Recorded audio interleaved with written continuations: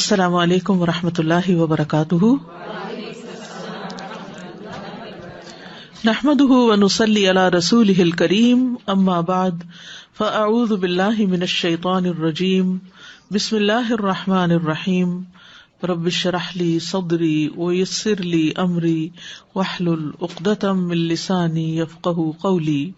يا أيها الذين آمنوا إذا نودي للصلاة من يوم الجمعة فاسعوا إلى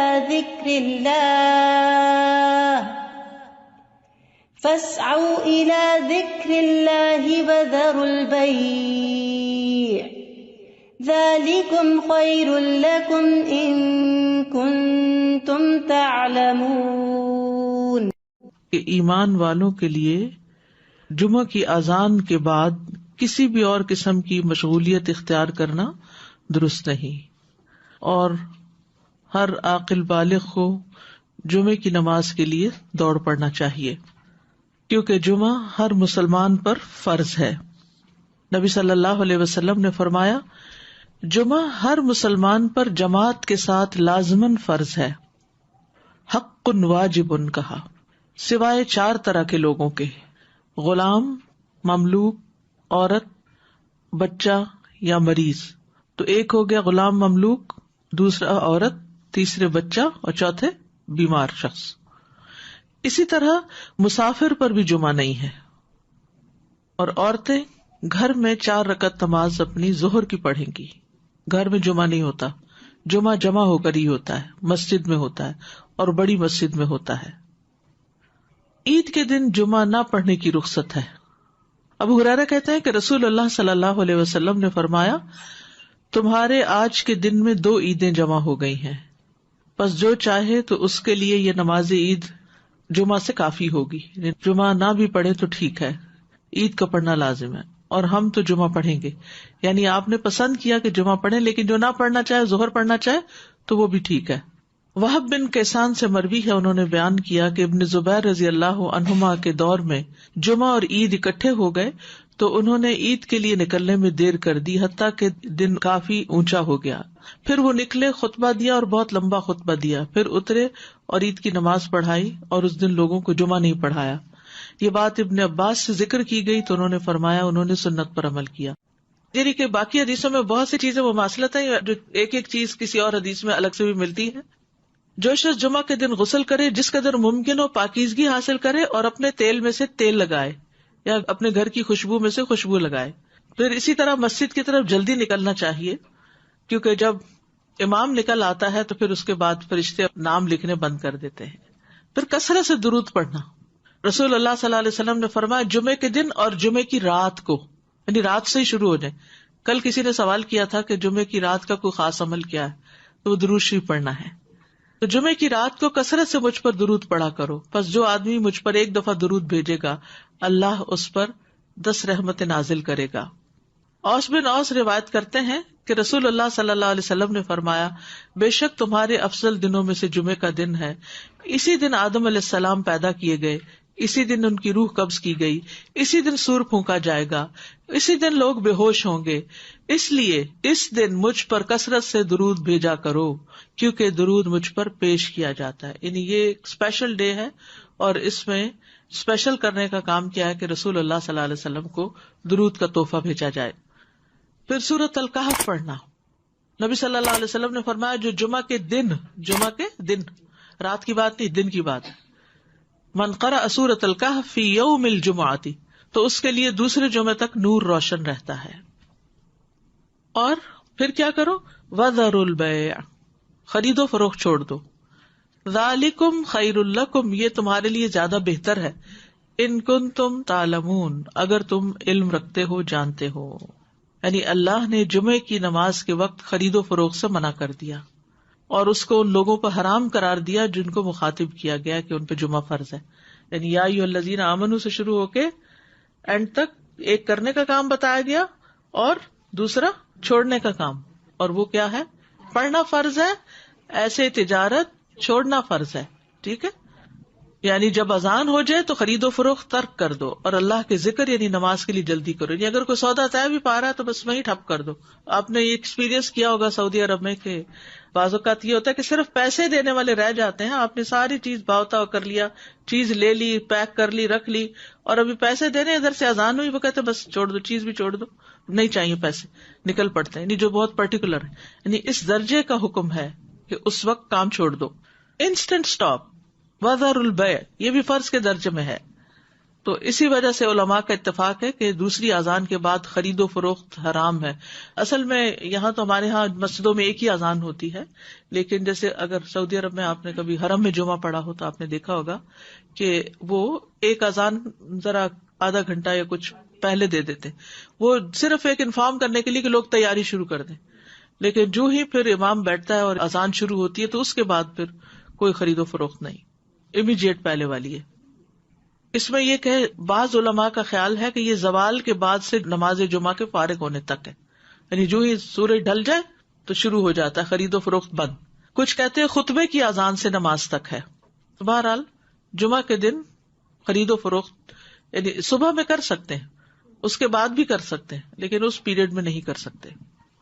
تو احتیاط یہی ہے کہ زوال کے بعد سے روک دیا جائے. بعض اوقات یہ ہوتا ہے کہ خرید و فروخت تو نہیں ہوتی لیکن جاب ہوتی ہے. بعض اوقات یہ ہے کہ کچھ لوگ یہ کرتے ہیں کہ اچھا ابھی تو اذان ہی ہوئی ہوگی, ابھی تو خطبہ چل رہا ہوگا, ہم نماز میں جا کے شامل ہو جائیں گے. تو نہیں, اذان کا وقت جو ہے وہ جمعہ شروع ہونے کا وقت ہے, اس میں پھر باقی کام چھوڑ دینے چاہیے. الا یہ کہ انسان پارک کر رہا ہے یا رش ہے یا راستے میں کوئی رکاوٹ آ گئی ہے, وہ الگ بات ہے. ذالکم خیر لکم ان کنتم تعلمون, یہ تمہارے حق میں بہتر ہے, یعنی خرید و فروخت چھوڑنا بہتر ہے اگر تم جانتے ہو. یعنی نماز پڑھنا زیادہ بہتر عمل ہے. اور اس لیے کہ اگر تم نے وقت پہ نماز نہ پڑھی وہ تو فوت ہو جائے گی, لیکن اگر تم نے تجارت چھوڑ دی اس وقت تو وہ تو بعد میں بھی ہو سکتی ہے, اس کا کوئی وقت مقرر تو نہیں ہے, وہ تو کسی وقت بھی ہو سکتی ہے. ایک تو یہ استاذہ جی کہ سورۃ الکہف کے بھی جیسے آپ نے بتایا, تو سورۃ الکہف کے لیے بھی کیا کچھ وقت مقید ہے؟ کچھ لوگ اس کو کہتے ہیں کہ it has to be before عصر. نہیں, مغرب سے پہلے تک پورا دن کا پورا دن, درود کے لیے بھی پورا دن. ٹھیک ہے, مغرب پہ وہ دن کا اختتام ہوتا ہے. ٹھیک ہے. اور دوسرا یہ جو جمعے کی بات آئی کہ وذر البیع, اب فار انسٹنس اب ڈپینڈ کرتا ہے نا, نیت والی بات ہے کہ اگر آپ نے جمعہ اٹینڈ کرنے کی نیت کی ہوئی ہے تو پھر آپ کا ہوگا. اب جیسے فار انسٹنس ہم یہاں ہوتے ہیں اور اگر کسی وقت ہم, عورتوں پر تو فرض ہی نہیں ہے نا جی, لیکن اگر ارادہ کیا ہوا ہے تو پھر اس وقت انسان سب چھوڑ کے چلا جائے.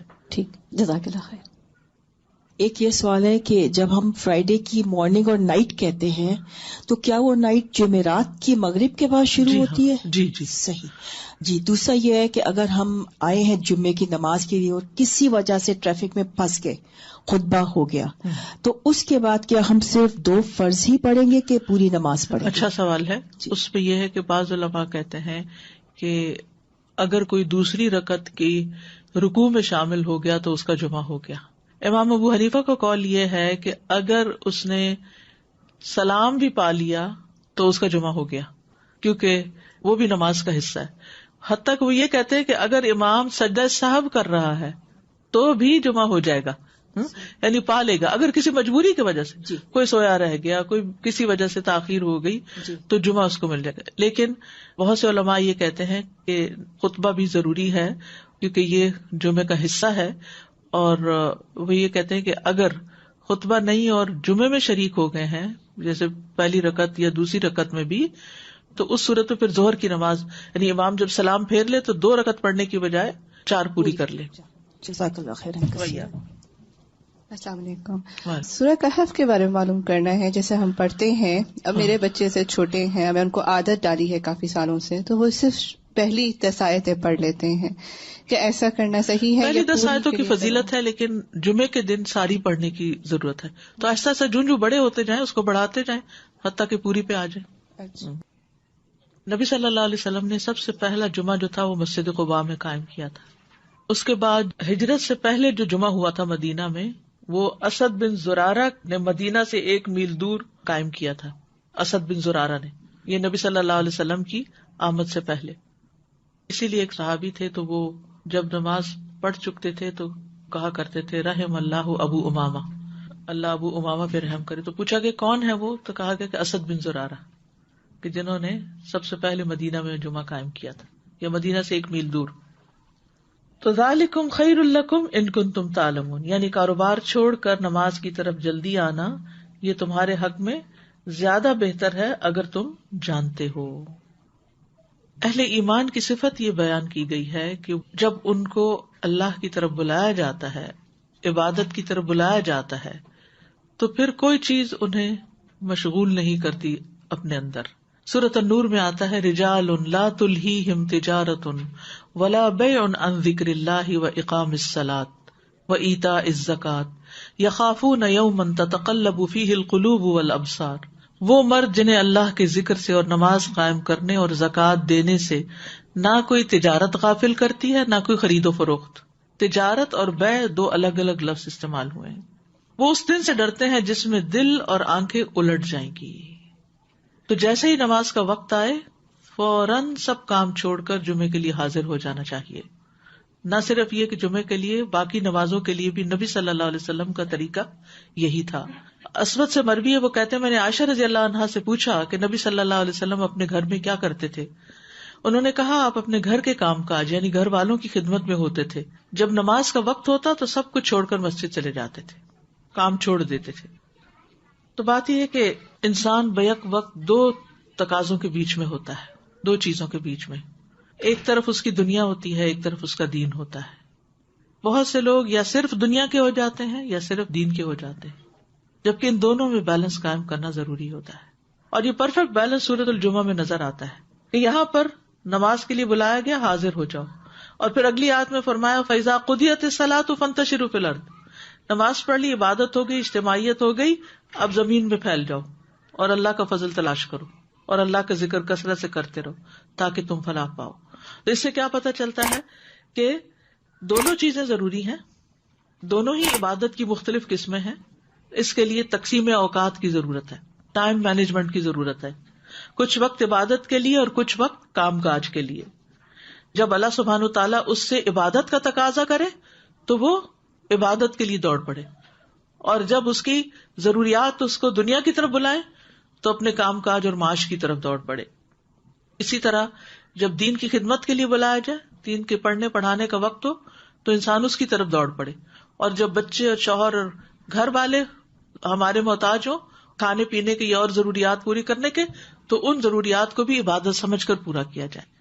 تو اس طرح ایک حسین امتزاج قائم ہو جاتا ہے دین اور دنیا کے درمیان. یعنی نہ تو ہمارے سے یہ تقاضا کیا گیا کہ ہم دنیا چھوڑ دیں اور راہب بن جائیں، اور نہ ہی ہم سے یہ کہا گیا ہے کہ ہم سارے کا سارا وقت صرف عبادت میں ہی گزاریں.